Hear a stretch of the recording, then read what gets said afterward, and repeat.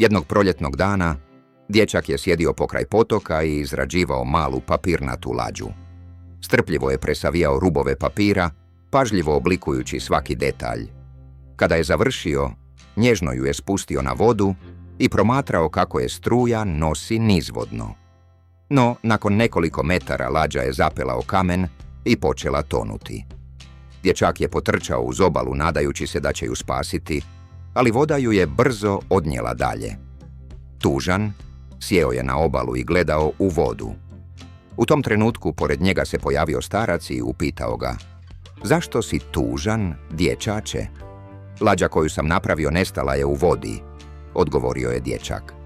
Starac se nasmiješio i rekao: "Ali nisi je izgubio. Ona sada plovi svijetom, ide tamo gdje nikad ne bi mogla da si je zadržao. Možda će je netko pronaći, možda će nekome izmamiti osmijeh.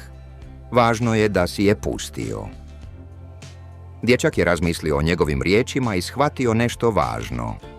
Ponekad moramo pustiti stvari koje volimo kako bi pronašle vlastiti put. Poruka: neke stvari u životu nisu stvorene da ih zadržimo, već da ih pustimo.